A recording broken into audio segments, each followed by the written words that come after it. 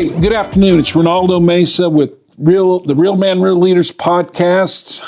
Today's January the 29th. I want to thank you for joining us today. I've got a great guest, a friend of mine, has done well in this community, been in law enforcement. I'm not going to tell his story. That's why he's here, to share those things with us, with the audience, and about who he is and how he got where he's at today in law enforcement. I think he has a lot to share with us. Welcome, JJ. JJ Gonzales, man. Thanks for joining us today. Absolutely, We really appreciate you. You know, we were talking earlier, and I've known JJ for quite some time, since we were kids, and he is a little younger than me, but there's some things I didn't know about JJ. Okay, and I didn't know he realized that you were born here, right? I was born here, but then St. Catherine's Hospital, and then you went to California. Tell us a little bit about that. So my parents decided, just like a lot of our family who started here in Garden City, that there was a rainbow on the West Coast. Yeah. You know, a lot of us migrated that way. And my folks decided when I was about 3.5 years old that we were going to move to California, Los Angeles area. Now, did you have any family there? Absolutely. We had aunts and uncles and great aunts. That was part of it too. Yeah, I mean, there was a large family that was already there in Southern California. Okay. And so they moved there. I started elementary school. I started when I was 4 years old, because you could start kindergarten at 4. So I got a year start on it. Went to school there. Went through the 1972 earthquake that happened. That was pretty severe back then. That was actually one of the biggest earthquakes that Southern California had. Now, did that scare you? I didn't know what was going on, Ray. It happened early in the morning. And so I have 2 younger brothers. And let me think. I think only my middle brother, Damian, was a baby at the time. I don't believe Joaquin was born yet. Maybe just... Sure. But all I remember is the house just shaking. It was dark, and I could feel the house shaking. I could hear things falling on the ground, dishes breaking, and then my dad jumping on top of me to cover me, because we weren't sure if the roof was going to fall in or anything. And I can vividly remember saying, "What's going on, Dad? What's going on?" And we went outside. We lived in the same neighborhood as my Aunt Rita and my Uncle Tony Mendoza. And we went outside, and the streets were cracked, had separated. Everybody was out there looking at the damage. And my elementary school was destroyed. Wow. So what an experience. Yeah, I started attending my school in... They called them bungalows, but they were basically just move-in trailers. Okay. And so that was my school for the next several years.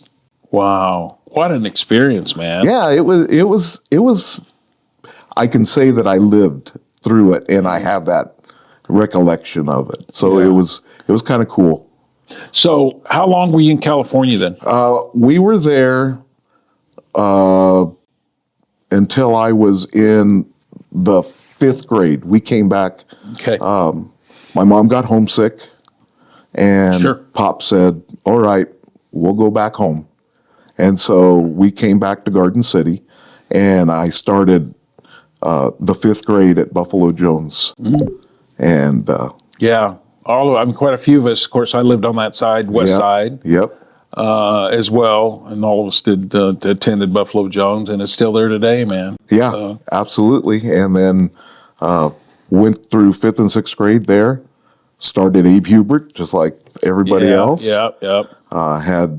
Had some great people that mentored me there. I kind of was just riding that fine line of I could have gone the other way. but fortunately I had some great people, some men in my life that really changed the trajectory of good for you. where I was going. You know, I had Coach Hasso, I had Coach Mann, I had Coach Hawkins, Yeah, who I is remember those James guys. Hawkins. Yeah, I remember. You know, they were my football coaches. Former police chief. Yeah, Yeah. former police chief Hawkins James. was my wrestling coach in junior high school. Wow. So those Great those memories, men, huh? those men changed the trajectory of my life and got me going a different path, showing That's me awesome. me that there's different. Yeah, and that's the reason we do what we do. And by the way, JJ's on our board for Real Men Real Leaders, and we're really pleased to have him on there. So being in high school now, what were you involved with? I know you were involved in sports. You were a wrestler. Did you played football? I did play football, so I was involved in football, wrestling, track. I was the only sophomore to letter my sophomore year. Wow. That's a good thing. Not very many would get there, you know. Yeah, I had two football practices a day. I would practice with our JV team, and then I would have to practice. You have to turn around and go with the varsity. With the varsity team. Yeah. What position did you play? I played linebacker. I played a little bit of fullback, but mostly right guard. Yeah. So if you don't mind sharing, what'd you weigh at that time? At that time, I was 225 pounds. Great weight. Solid. I mean, yeah, solid. Yeah. Right. I was running about a 4.6, 40. Oh, man. And I was over, my bench was 400 pounds, and Jeez. I was like 500 on my squat. So Jeez. I was working really hard to try to get into college. Yeah. Yeah. So did you make it? I don't recall. Did you? I didn't. My junior year, I received some offers, tentative offers. And after the season, I was playing basketball in gym, and I blew my knee. Yeah, there you go. And that messed things up for you. It took me out for a whole year. And then they kind of, schools kind of looked the other way. They didn't want an injured player. Wow, I bet that had to disappoint you, man. Absolutely, it did. My family, just like your family, was not, we weren't rich by any means. Yeah. And so I felt the only way I could get to college was through a scholarship. Yeah, through that route. Yeah, that was. And let me ask you, like my family, even though our parents wanted it well for us, I don't know if it was the same for you, but there was not a lot of encouragement, No, you got to realize that. You kind of had we were, I was fourth generation American. Good, yeah. So I was coming into second generation, just graduating high school. Other family members hadn't even graduated high school. Yeah. So it was more work hard, get a house, get married, start a family. College was something that was almost unattainable. It was almost out of reach. Yeah. For me. Yeah. So. I think it was for a lot of kids. You know. I think for a lot of our parents, like my dad, I think it wasn't brought up often. The encouragement of work was more brought up than being encouraged to go to college. Yeah, establish yourself. Right. Be good. Right. Be a good person in the community. Right. Make a name for yourself. Well, yeah, and I think sometimes that still happens today with a lot of kids. So it didn't pan out for you. It didn't pan out for me. I was participating in track and field. I threw the shot put. Yeah. I went into the Junior Olympics.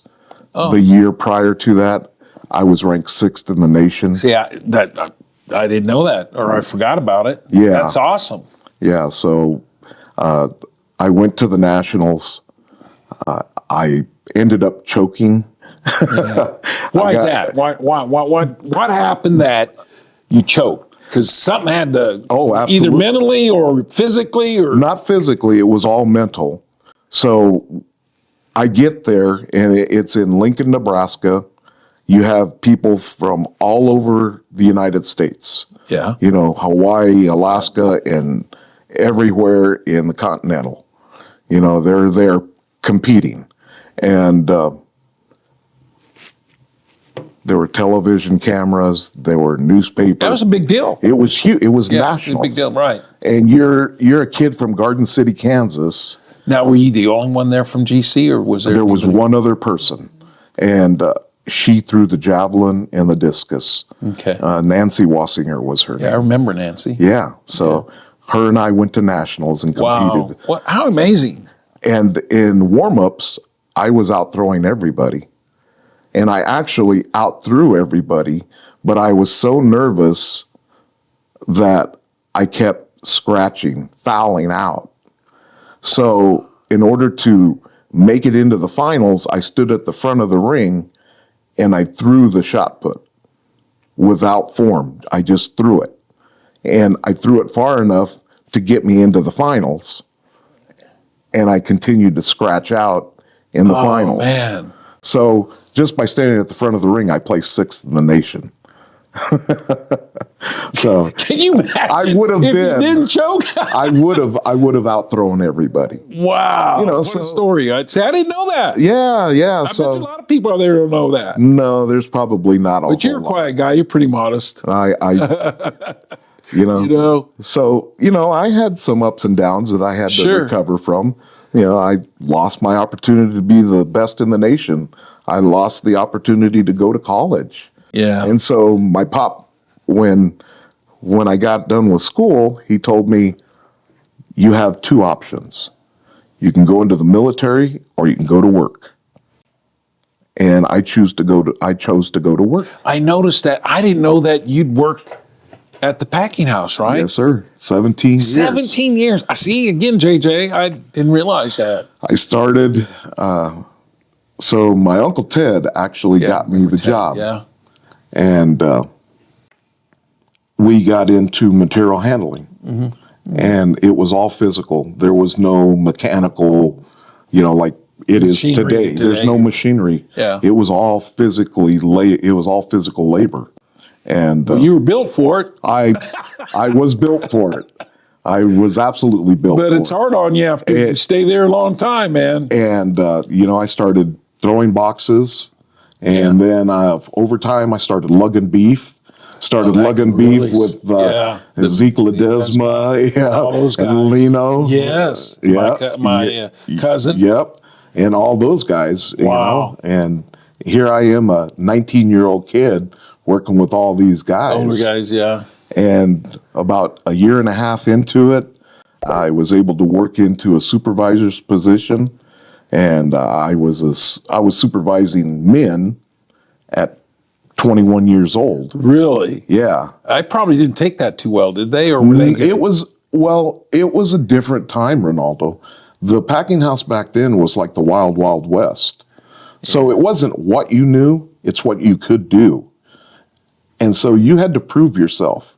And if you were the meanest and the baddest and you could do that job, that's how you earned your respect. Wow. So we got. I've heard stories out there. Yeah, we got into some scrapes. I bet. I've heard stories. And we didn't back down. And so I ended up working my way through that. I met my first wife during that time, and we ended up having 2 children, 2 boys. Mm-hmm. I continued to work there. My wife and I, our marriage didn't work, and we divorced. It happens. Sure. And I fought for custody of my boys, and I was able to get custody. You prevailed. Good for you. I did. Yeah. And so I raised both my boys. We were alone for about 4 years. What's your boy's name? I know him. Jacob is my oldest. Adam is my youngest. Yeah. And they have done quite well for themselves. They have. As growing up as adults. And then I met, while in the packing house, I met my wife today. Yeah, your current wife, yeah. Yeah, she was in personnel, and she didn't like me at all when we first met because I was always firing people. Yeah. By then, I had moved up into a manager of a department, and I was overseeing the material handling department. And back then, it was, if you can't do the job, you're out. Yeah. You know, because there's somebody waiting in line. Yeah. And so I was constantly going to personnel to give these notices saying, this guy's no good. This guy's no good. That's how you met her? And that's how I met her. She was the assistant personnel manager at the time. And over time, we started talking. Yeah. And we learned that, you know, our lifestyles are similar. Yeah. She grew up in a Hispanic family, traditional Hispanic family, big. Everybody got together. Right. My family is huge. Yeah, on both sides, the Ortiz and the Herrera side. Yeah. And so we always had huge family gatherings. And our lives it was crazy because our lives kind of intertwined, but we never met each other. Like, my wife, Diana is her name. Diana was friends with my cousin, Angie Gonzales. Yeah, I remember Angie. From Emporia. Yeah. So that's where my wife was born and raised. And she went to Emporia State. No relation, though. Angie? Angie's my cousin. Okay. Maybe I didn't catch that, but Lydia. I was going to say, I know Angie. Yeah, okay. Aunt Lydia and Uncle Joe. Yeah, okay, gotcha. Yeah, so Angie is my cousin. Diana would come home with Angie to visit. And I was always hanging out with my cousin Chuck, her brother. Chuck, yeah. And we were spending the night and, hanging out. Yeah. But I don't recall, crossing paths with them at all, ever. And it was funny that she knew just as many people in Garden City as I did when we started talking. And it's like, well, yeah, I know those people. Interesting. Yeah. And so over the course of time, we got closer. Yeah, sure. And she's like, okay, so he's not a complete butthole. He's got some morals. He's not a bad guy. He's got some standards, you know. And so, that eventually turned into a relationship. Okay. And she welcomed my boys and I welcomed her daughter. And that's cool. We became a family. That's cool. Yeah, you got a beautiful family, good boys. It's just wonderful family. Now tell me how you went from beef packing to law enforcement. Okay. So something you probably had a little knowledge, but you didn't know all of it. I fought the fact that I was supposed to be in law enforcement. You fought that? What do you mean? I was a rebel. Okay. So my dad was a city cop in Garden City in 1976. Mm. He was one of the very few Hispanic cops back then. My uncle Jerry Ortiz was a city cop. Remember Jerry, yeah. My uncle Ted Ortiz was a sheriff's deputy forever. Yeah. My granddad was not in law enforcement, but he was involved in the law. He was the very first Hispanic translator for the court systems in Benny County. T.M. Ortiz. There you go. Yeah, I was trying to think of the name, and I should know that name. Everybody knew him. Yeah, you know? And so he was the translator for the court system. Yeah. My dream was to be a junior high counselor because I wanted to get involved with the boys and work with at that because of the turning point I had at that time. I saw what good men could do for those young men that were on the fence. Absolutely. But I kept having this calling of, well, I want to serve the community. It was pulling you. Yeah. I want to serve the community. I just didn't, I didn't want everyone to think that I was trying to ride everybody's coattail. Yeah. I wanted to You be kind of my want to own make your person. own path. Right. Yeah. But in 1999, I had worked my way up in the packing house all the way to assistant plant manager over Montfort. Yeah, I didn't know that either. Yeah, I had worked from an hourly position all the way up to almost the highest position you could be in the packing house. Yeah. And it just got to be too much. Were you getting burned out? I got completely burned out. I was receiving calls every night, because it was a 24-hour operation. Yeah. I would go home. I never got to leave the job because every night I got a phone call. I was getting phone calls on the weekend, and it was affecting my relationship with my wife, Sure. with my kids, Sure. everything. And it's hard work, man. I mean, it is. Yeah. And so without even talking to my wife, one day I was making that drop down the hill on Farmland Road to go to the packing house. Yeah. And I just got a sick feeling in my stomach. And it was like, it was telling me it's time to go. If you don't leave now, it's going to take you. Yeah. And so I went in and I gave my notice. And Were they surprised? They were absolutely surprised because they actually wanted me to go somewhere else. Yeah, they're grooming you. They want you to move on and to another plant. And absolutely. Yeah.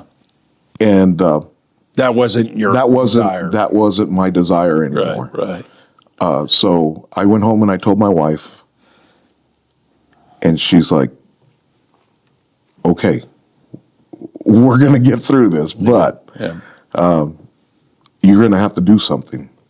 I said, "What?" She said, "You need to put your application in with the sheriff's office or the police department, because I know that's what you've been wanting to do for a long time." She said, "If you don't do this, I'm packing the kids up." Oh, the ultimatum. And I'm leaving. Yeah. Because you need to find your way in life. Yeah. And this is your path. Yeah. It would be one of many times that she was right. Most women are, they have that intuition. They really do. Yeah, they really do. They're built different than us. So I went in there and filled out an application. And at the time, my Uncle Ted was a corporal on patrol. And he took my application to the acting sheriff, the sheriff at that time, Kevin Baskew, and said, "This is my nephew. I don't want any favors, but if you look at him, he'll be a good candidate."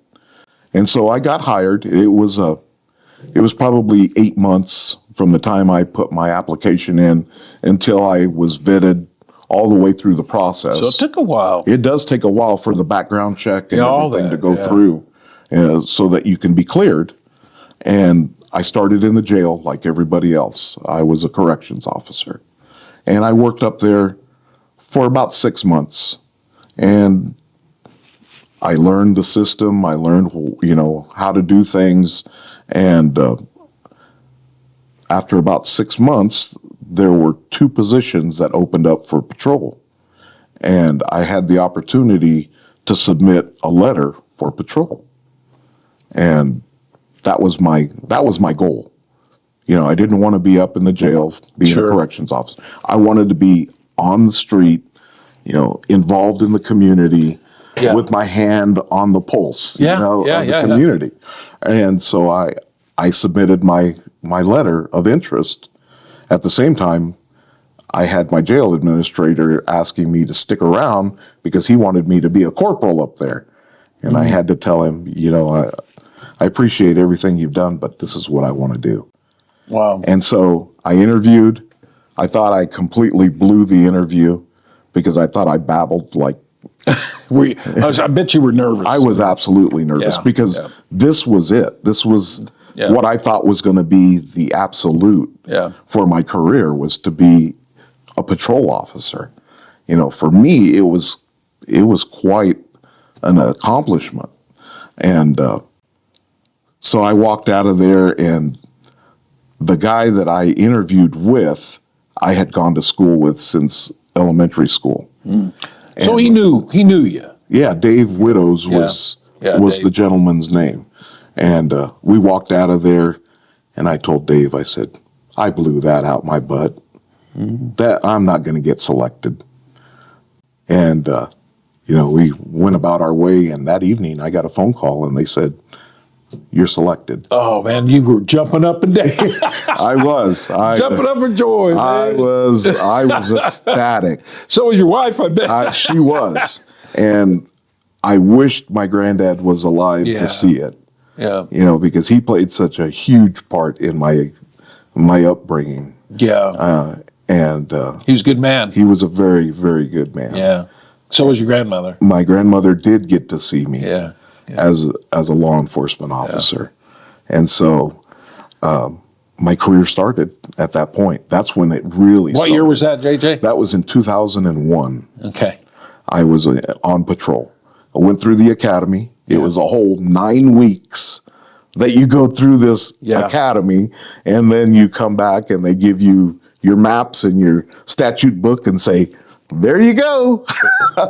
You're in law enforcement now. Wow. And, it started. And from there, I went into the gang unit. I went into SWAT. I wanted to get into the schools, but we didn't have a program at the time to get into the schools. But I immersed myself in everything that I could. And eventually, after about 6 years of patrol, a position came available for the Warrants and Fugitives Division. And those hours were daytime hours. There was no more shift changing. Shift work, right. Yeah, and working nights and everything. So I told the wife, I said, I thought I'm gonna do this. And at the time, my knee was bone on bone from my injury from way back. And so it was really starting to get on me that I was out in the elements. And I thought by going in and, into the office area, I wouldn't be exposed to the elements as much. And so I did that for about a year, and my knee got worse, and I made the decision to have a knee replacement. And that was in 2010. I think it was 9 or 10. At the time, I didn't know it. I had the knee replacement. I rehabbed. Everything worked fine for a year. And then out of the blue, I got a knee infection. And I got a staph infection inside of it. Yeah. So I had to go back in. They had to remove the appliance, clean me all out, and then put a new knee back in, and I had to do it all over again. What I didn't know at the time is that, and they've learned since then, is that people have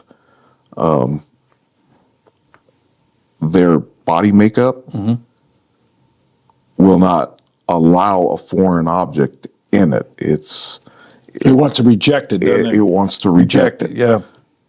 For the next decade, I went through 6 knee replacements. Oh my gosh. Each time was more severe than the first. And I got every type of infection you can imagine. I got MRSA, I got staph, I got all kinds of things that I didn't even know was strep. I didn't know it was possible to get a strep infection in your knee, but I got it. 6 times? 6 times they had to. At one point, I was 60 days without a knee altogether. They just left it open with a bar inside of it with small circles of antibiotics in it. Were you laid up then? I was laid up. I wasn't even at work. So that was the last knee replacement at that time. Each time I had to have a PICC line, I had to inject myself with antibiotics. I was allergic to the antibiotics, so it would make me sick. Let me ask you something. Do you think, had it happened today, I know that was a few years ago, and they've gotten better, obviously. Right. It would, good possibility you might not have had to go through all this. I mean, I don't know. I don't know if my body would have accepted some of the new stuff that's out there now. Okay. You know, it was a titanium knee that they were putting in me, which was at that time, you know, the top of the line. But my body just wouldn't take it. It just would not. So we all now, I know, but tell the audience, you had to make a decision, right? Or it was kind of forced upon you. It was forced upon me, and you end up doing. I got another infection. My doctor was out of KU Medical, was where I was having everything done. Because my daughter was in Kansas City and said, "Don't stay in Garden City. Yeah. I want you here." Well, if you're gonna, if that's a pretty severe case there, Jay. If you're gonna have some work, I mean, you need to be at the best place possible. I mean, yes. And that was it. Yeah. And so I went there. They put me under to do what they had to do. They removed the appliance. And the next thing I know, I'm waking up and I don't have a knee. And the surgeon tells me at that point, "Mr. Gonzales, there's nothing more we can do for you. You developed a bone infection and the infection has ate through your bone." Oh, my. So the only thing left is an amputation. It's either you amputate above the knee or you're going to lose your life because there's nothing else we can do. And he says, "We'll try to keep it as much of your leg as possible, but we don't know how far the infection has gone up into your leg." And JJ, that'd be devastating, man, to hear that. I saw my entire life crumble, right? Yeah. You know, at that point, all I could emotionally, mentally, all I could see was I just became a burden to my wife and my kids. I had lost my career. I had nothing. You know, I just saw this black hole of sadness. And my wife said, "No, you're not going to do that. We're going to get through this." Good for her. And my kids showed up and they said the same thing. "We're here. We're going to support you. We're going to do whatever it takes. And if you don't go back to law enforcement, we'll find some, you'll find something else to do, but we're going to make it one way or the other. But you have to believe." And I said, "Okay." That's right. It all ends up to the individual. Yeah. Right. It has to be. And that's why we want you to tell that story, because that's what it takes to, I mean, that was a pretty devastating, pretty severe thing to happen to you. So they took me back into the operating room the next morning and they amputated my leg. Fortunately, the infection hadn't migrated so far up that I was able to keep quite a bit of my upper leg. And I am now a above the knee amputee. So I went through, had that done. My sheriff was absolutely great about it. He said, "You know what? We're going to find something for you to do. Don't worry. You just get well. We're going to find a job for you. We don't know what it is. Good for him. But you're going to keep your job." And so I went through the rehab of healing. And then when it was time to get a prosthetic, I submitted it through our insurance. There were no one-legged cops around, and our insurance was not designed for the prosthetic that I would need to continue my career. To be functional, to continue my career as a law enforcement officer. It was electronic. It was computerized. Our insurance didn't cover that. And so I took another hit. It was just again, 2 steps forward, 1 back. And so I submitted a letter to the insurance. They came back, they denied my request. They said they would cover the socket, which covers the portion of your leg. correct. Yeah, But they would not cover the knee to make me walk and perform my job. It was $60,000 for the knee, my. just for the knee. And the sheriff and the police department said, we're going to raise this money. We're going to ask the community to help you. And so they put me out on social media. Bill Powers for the police Bill. department, Yeah. he's still there with us. Yeah. He was a driving force on the PD side. And he went out and talked to every business that he knew and told my story on what I was trying to accomplish. The sheriff, did the same on his end. And they asked the community to help me. I ended up going on the news, KSN, KUPK, and I told my story, and the response was huge. Did it surprise you? Extremely. Yeah. If you ever want to be humbled, go through something like that. Yeah. Because But what does it say about our community? What's it say about your brothers? Everything. And the women in law enforcement?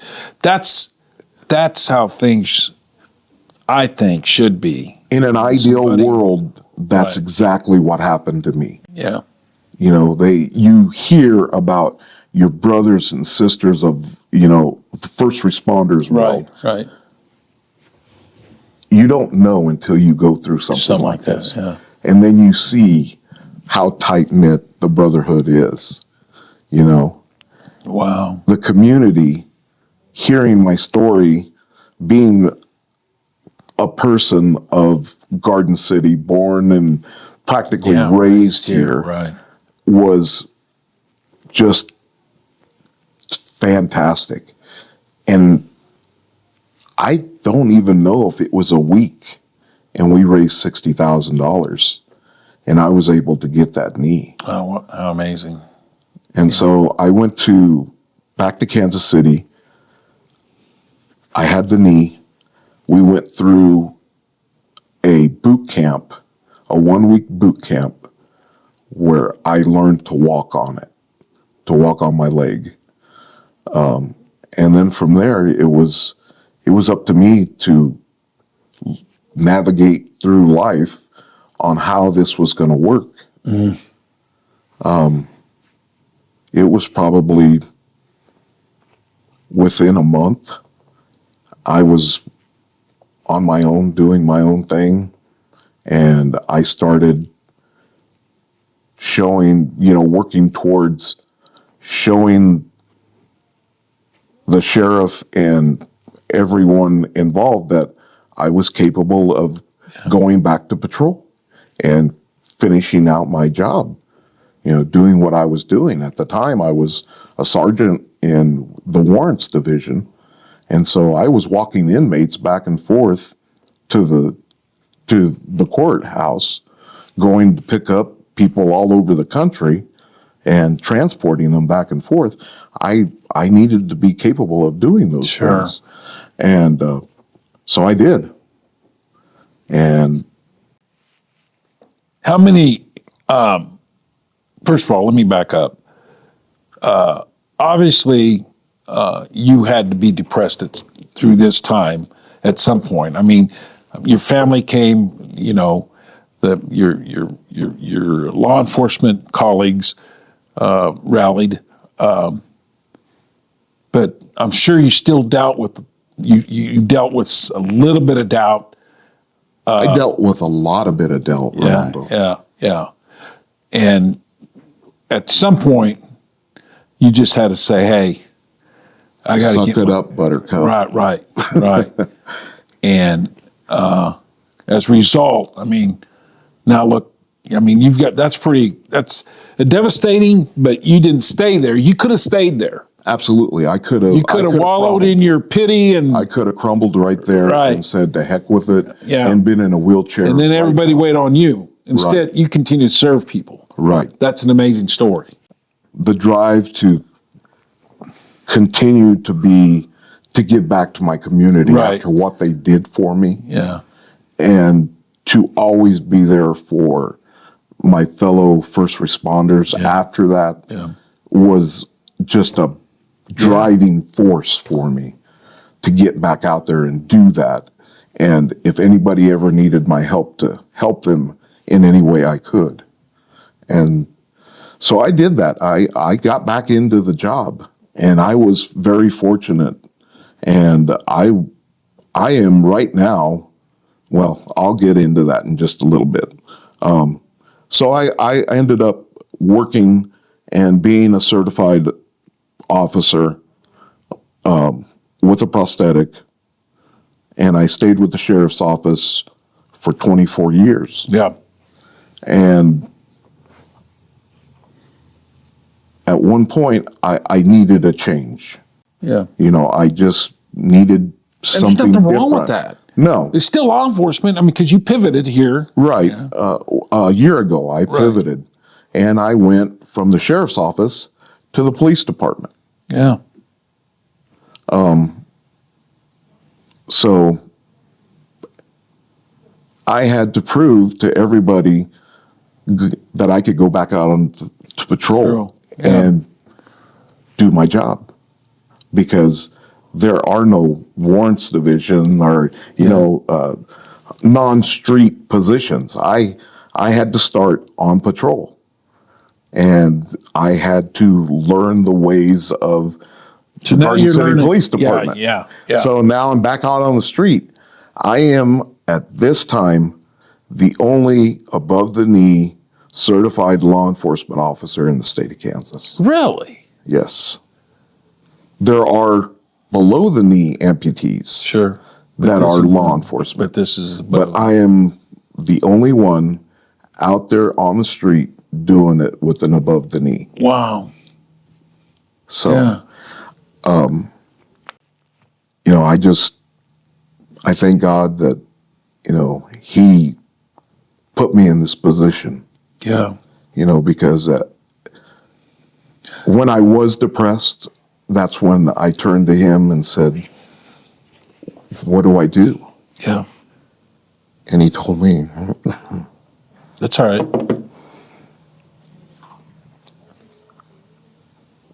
I think He told me, put one foot in front of the other. Yeah. And that's where I'm at. Well, you've done well. You've done great, to be honest with you. And I think, JJ, for a lot of us, and I'm getting a little choked up myself, but these challenges, sometimes we don't understand why we're going through them. Right.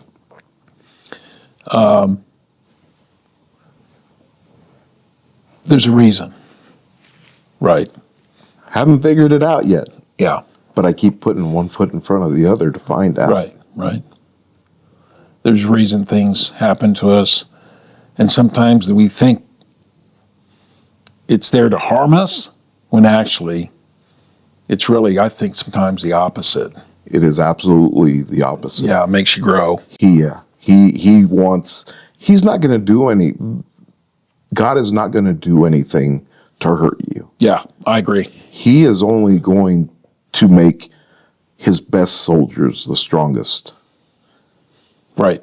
And these are the crosses that I bear. Right. so that I can be Yeah. a better person.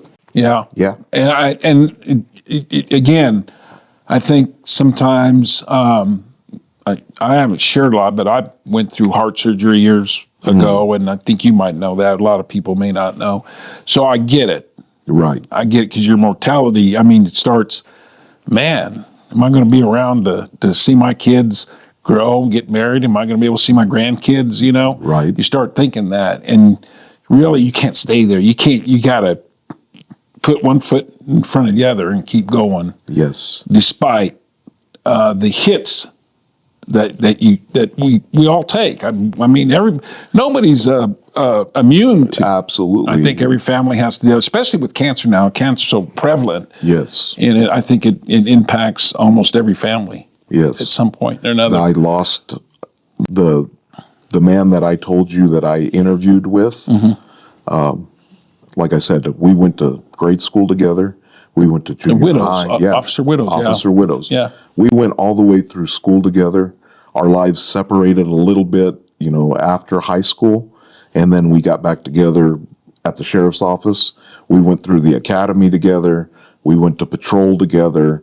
It seemed like every scene we were, and, you know, I ended up losing him to cancer. Yeah. It's impacted my family. Lost a sister. I've lost, you know, it's a horrible disease. We've both lost family members because of it, and it's horrible. But, again, I think you went through hell. You know, you did. And but you didn't stay there. I'm working. I'm working every day to stay on top. Yeah, and that's what it's about, Jay. That's the message we really we wanted you here today. It's not the fact that you're a board member; it's the fact that you have given so much to this community, and you've persevered through a tough time in your life. Not only you, it impacts your family. Yes. You know, I tell our young kids in Real Member Leaders, you know, when you do something stupid, you know, and even if it's good, it's like that. You throw that pebble in that pond, it reverberates, and it impacts people around you. And so often, some of our kids don't think about that. Right. You know, so great story, man. Yeah. And I want you to, before we end here, because you were in the gang unit, you said, and you've probably seen a lot of stuff, and you got to scratch your head, man. Speaking of that, I think it's gotten better, has it not? Yes, it is nothing like it was back in the day in the 2000s. What do you credit that to? I know when I was on the city commission, there was a lot going on in the early 2000s, and I think the law enforcement, we just took a hard stance on it, and because there's a lot of graffiti. Well, yeah, we took a zero tolerance. There you go. Yeah, that's what. And that's what it was. It was a zero tolerance with any gang member. Right. And we put our foot down as a community. Right. We not did. just law enforcement. Well, the community get tired of it. You just get fed up. Right. You know? And it pushed a lot of the kids that were on the fence that were becoming these gang members. It pushed them away from that because they didn't want to be hassled all the time. Yeah. You know, a lot of these kids fell into that gang because they had no structure, or that was how their family had always been. You know, involved in gangs. Always involved in some type of criminal activity. You know, I've been doing this for 26 years now, Ronaldo, and I'm on the third generation. So I've dealt with the grandfathers, the fathers, and now the children. Wow. And, you know, unfortunately, we can't help everybody, but we try. Yeah. You know, if we can pull one or two or three of those kids away from that, then we've accomplished something. Yeah. That's what real men and real leaders are all about. Yeah. That's what got me so excited about being a part of it. Yeah. Was that, you know, we saw what you did, through the Navajo tacos, and the boys All the working things, so hard, the and community then service, and the community service, and when they did the law enforcement at the Knights of Columbus, that really impacted me. Yeah. And that's when I came to you and said, I want to be a part of this. And we're glad you are. We really are, because of who you are and what you've done, and the message that you have for community, but for our young people. And listen, I want to make it very clear. Real Men, Real Leaders is just not about bad boys. We take any boys, but there is a segment of these boys that that's our message. Hey, you could be better. You, despite your circumstances, any boy, I don't care if you're intelligent or middle or on the bottom tier of intelligence, whatever it is. I don't care if you're black, white, it doesn't matter, Hispanic. These boys, we tell them, don't let your current circumstances dictate your future. Your future, right? And that's why we do what we do, and we bring people in like you to because of what you've been through. They can look up and say, "Wow," Not just that, anybody that's watching us, right? There's a lot of adults, right? Yeah, somebody's out there right now, that's in a similar situation, that you and I were in at one point, questioning their mortality, right? Questioning whether they are capable of doing something, right? And we are here to tell them it's possible. Yes, we are living proof. Yes, God wasn't done with us. No, we have something. Whether it be with the community, with the boys, right, with our families, right. It wasn't our time, and we need to continue to absolutely, put one foot in front of the other until we figure out what that is that He wants us to do. What is speaking of this leadership, and we're going to end here, JJ, what would you say to these young boys that are watching or may watch, or the people in general, about leadership and what it means to you?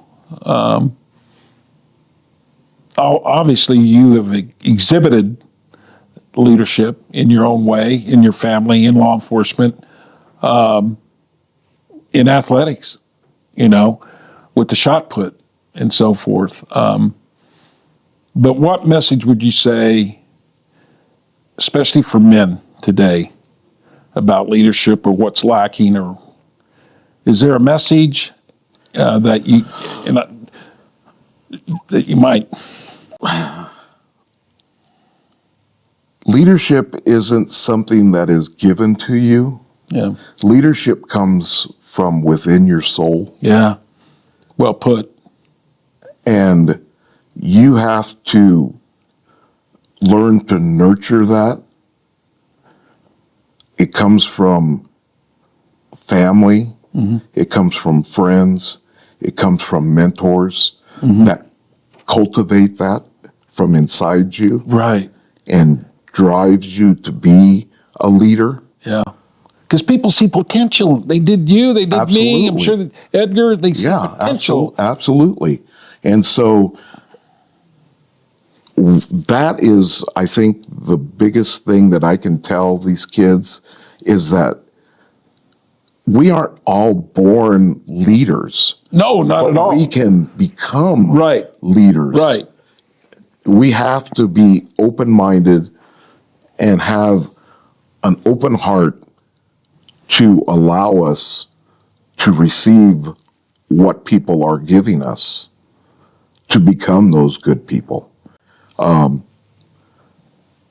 to continue down the path. It's not going to be easy. No. It's never an easy path to be a leader. Well, look at the path you took, for many of us. Well, but I'm saying even on the best terms, the best circumstances, it's not going to be easy because taking the high road is always hard. Very much so. Right. Most people want to be like water and take the path of least resistance. Right. Easy. Yeah. I want to be, Comfortable. right. And being a leader is uncomfortable a lot of times. Something that I always say to the boys when I'm with them, and I got it somewhere. I need to probably give credit to the person, but I can't think who. If you, how was it that if you think or want things that are easy, your life's going to be hard, right? Easy life, hard life. But if you do the hard stuff, like getting your homework done, like, persevering. Yes. Going, maybe it's weightlifting, going the extra rep, going the extra mile, whatever it is, it's do the hard thing and your life will be much easier down the road. You do the easy thing, your life gets a little tough. It'll be nothing but hard. And when I read that, that resonated with me. That's so true. Absolutely. When we do the easy things and we want that comfort, we want just, I don't want to be bothered. I don't want to go, I want to stay home. When we know we need to be out there, doing whatever we need to be doing, or even working out. And we were talking earlier about JJ's, I'm going to go ahead and share with you that you're trying to lose some weight. You've lost. Tell us real quick about that story because, real quick, and then we'll. Right. Well, when I lost my leg, of course, like I said, I had gone through a decade of illness, and my weight had ballooned. Yeah. And at the time of my amputation, I was 325 pounds. Wow. And I told myself and my family that I was going to live a healthier lifestyle so that I could see my kids and my grandkids, achieve whatever they were going to achieve. I wasn't going to just let it go from this point on. And so I've been on a journey to become more healthy. And right now I'm at 245 pounds. Good for you. It's been 5 years, but it's been a process. Good for you. And I'm probably healthier and in, I won't say better shape, but I feel better than I have in a very, very long time. I mean, that's 80 pounds. And what's your ideal, what weight do you want to? I want to get to about 225. Back when you were in high school. Yeah. Yeah. Yeah. So, I'm not going to be as strong. I'm not going to be as thick. But I'm going to be a healthy weight. Yeah. My wife says that at 225, I'll be too skinny, and she doesn't like me being skinny. She likes to grab onto it a little bit. So, that's awesome, man.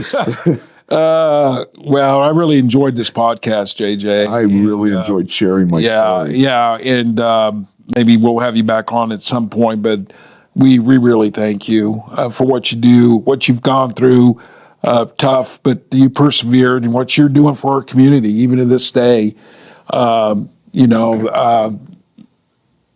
really appreciate you, man. And thank you for serving on our board. Thank you. I appreciate you, brother. So much. Yep, same.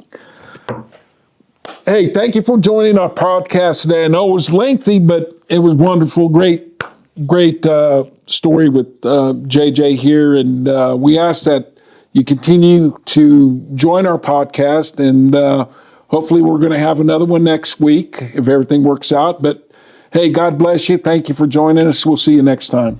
Bye, guys. That was good, Edgar.